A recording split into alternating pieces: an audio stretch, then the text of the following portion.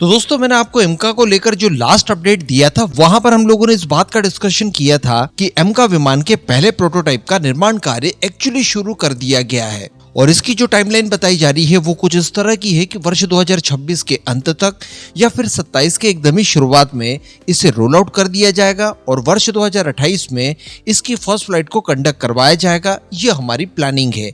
उसके बाद इसके 4-5 और प्रोटोटाइप बनाए जाएंगे जिनके परीक्षण लगातार किए जाएंगे, सर्टिफिकेशन का काम होगा और फाइनली वर्ष 2032 के बाद कभी भी इसे मास प्रोडक्शन में उतारा जा सकता है। लेकिन इसी बीच एक खबर निकल कर आई है जो खबर आपको इस समय काफी ज्यादा उत्साहित कर देगी और इस बात की एक्चुअली इनडायरेक्ट वे में पुष्टि करेगी कि हाँ, इन प्रोटोटाइप्स के निर्माण का कार्य वाकई में बहुत ज्यादा सुचारू रूप से चल रहा है।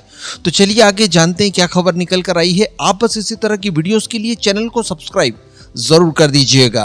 तो देखिए, कुछ ही समय पहले एरो इंडिया 2025 हुआ था और वहां पर हम लोगों ने और हम ही क्या पूरी दुनिया ने पहली बार एमका का फुल स्केल मॉडल देखा। अब ये फुल स्केल मॉडल एक्चुअली किसने बनाया था? तो मैं आपको बता दूं कि ये full scale model VEM technologies नाम की एक कंपनी ने तैयार किया था जो मिधानी है यानी मिश्र धातु निगम लिमिटेड और बाकी की कुछ सहयोगी प्राइवेट कंपनियां, इनकी तरफ से जो मटेरियल तैयार किया जाता है विमानों के निर्माण कार्य के लिए, इन सारी कंपनियों ने मिला जुला कर रॉ मटेरियल VEM टेक्नोलॉजीज तक भिजवाया। उसके बाद इन्होंने मॉडल के ऊपर काम करना शुरू किया और ये जो स्क्रीन पर इस समय आप वीडियो देख रहे हैं ये मॉडल बनाकर तैयार किया जिसे कि DRDO की ही ADA द्वारा डिजाइन किया गया है। तो अब बताया जा रहा है कि इसी VEM कंपनी को एमका विमानों के जो 4 से 5 प्रोटोटाइप बनाकर तैयार किए जाएंगे जिसके लिए 15,000 करोड़ रुपयों का फंड भी आवंटित किया गया है, उस इकोसिस्टम के टियर 2 में महत्वपूर्ण काम सौंपा गया है। जी हाँ, दरअसल यहाँ पर प्लानिंग कुछ इस तरह की है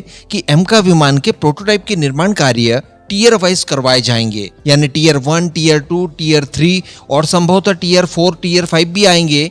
यहाँ पर सभी प्राइवेट कंपनियां हमारी बड़ी सरकारी कंपनियों को मदद करेगी, अलग अलग इसके हिस्से, कलपुर्जे, पार्ट्स वगैरह को तैयार करेगी और इन्हें प्रोवाइड कराएगी। जो प्राइवेट कंपनी ज्यादा सक्षम और ज्यादा टेक्नोलॉजी में एडवांस है वो ऊपर के टीयर्स में होंगी और बाकी की छोटी छोटी कंपनियां निचले टीयर्स में बांट दी जाएंगी। तो यहाँ पर VEM टेक्नोलॉजी को टीयर 2 में शामिल किया गया है। तो इसी आधार पर बताया जा रहा है कि VEM कंपनी को एमका विमान के प्रोटोटाइप के लिए फ्यूजलार बनाने का काम सौंपा गया है और ये सारी जानकारी इस कंपनी के कुछ अधिकारियों द्वारा एक इंटरव्यू के दौरान IDRW को दी गई। इसके साथ ही बताया जा रहा है कि प्रोटोटाइप के निर्माण कार्य को जितना ज्यादा बल मिलेगा वो जितना ज्यादा आगे बढ़ता जाएगा, उन सारी कंपनीज के बारे में भी पता चलते जाएगा जिनको अलग अलग काम सौंपे गए हैं और अलग अलग टीयर्स में बांटा गया है।